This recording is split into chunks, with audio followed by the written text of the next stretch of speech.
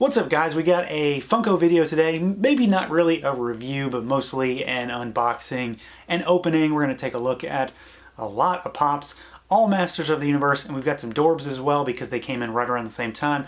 We've got one Thundercat item as well, which we'll take a look at today, just because I don't want to do a video on one small Thundercat Dorbz, and it's kind of related. I always figure Motu and Thundercats kind of goes hand in hand, at least for me and my childhood anyway. So we've got the regular Wave 2 assortment, including the Merman Chase we're going to look at. We've got the Toys R Us Masa Man exclusive. I don't have Trapjaw yet. He's not out as far as I know. I haven't pre-ordered at FYE. It's supposed to come out in a week or so. And then the Target Faker is still eluding me, although I am kind of zeroing in on one. But I don't expect I'm actually going to be finding him in store based on what I've heard. So we've got pretty much everything that we're going to look at. And then we've got some specialty series Dorbz as well. So we've got the Orko Dorbz and the Jagger Dorbz. This is honestly probably the thing I'm most interested in, just because I love Jagger, I love Thundercats, I like it more than Motu. Don't kill me. But it's my thing. I've said it before, but I am really excited to tear into these pops. So let's just start ripping them out and take a look. And just to give you an idea of exactly what we're dealing with here, we have got this whole spread of stuff. So we've got, what, 9 pops and 2 Dorbz. So there's quite a bit of stuff here. It's a big haul of all Funko related products. So let's just get right into it.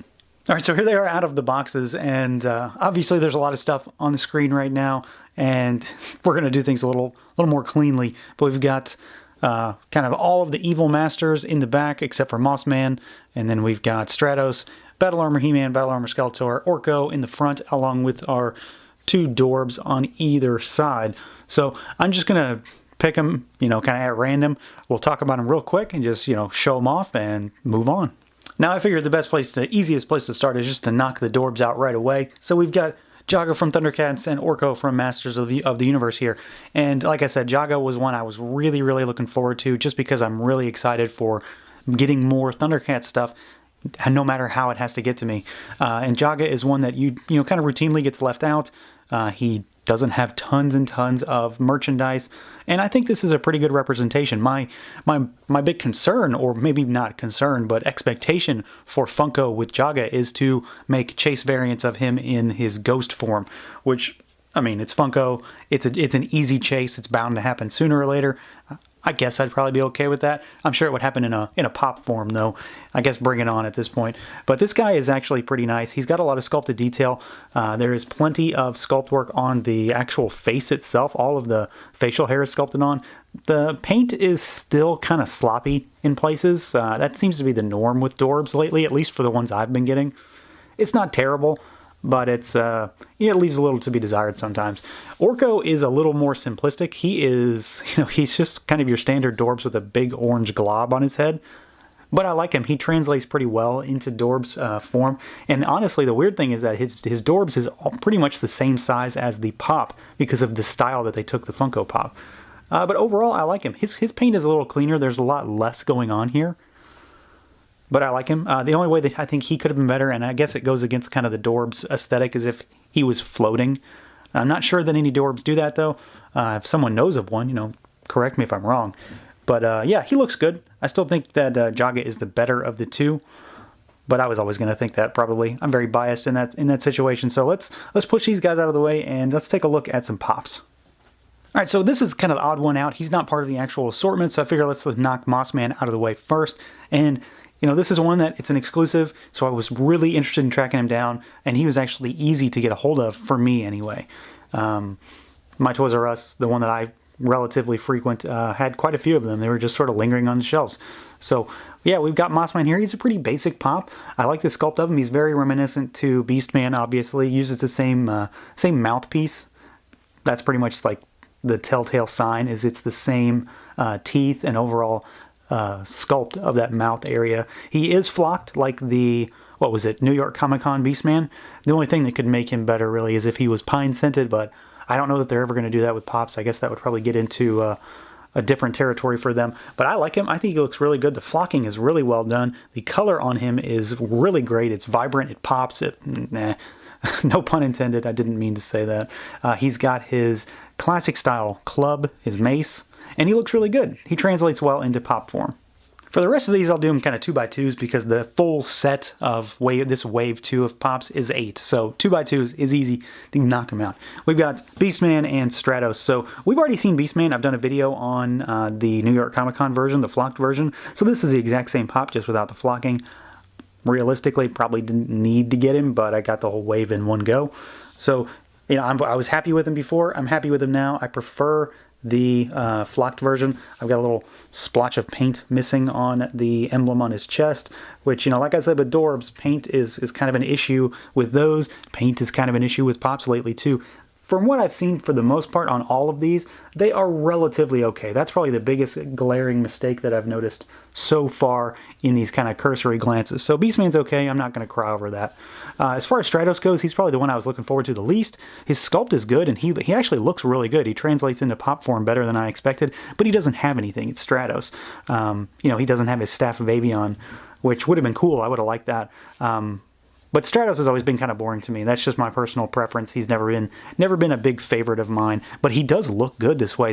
The wings on his arms are feathered nicely. The furry body looks good. His jetpacks looks nice.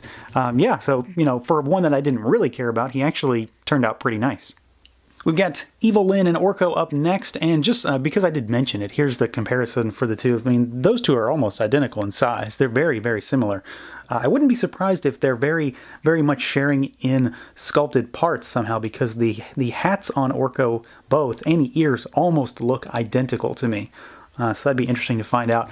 But I think Orko is easily one of my favorites of the pops. He is on the small side, but the stand that they employ for his floating gimmick looks really good. His wand looks nice. His overall pose looks really good too. And I don't have any glaring mistakes on him either.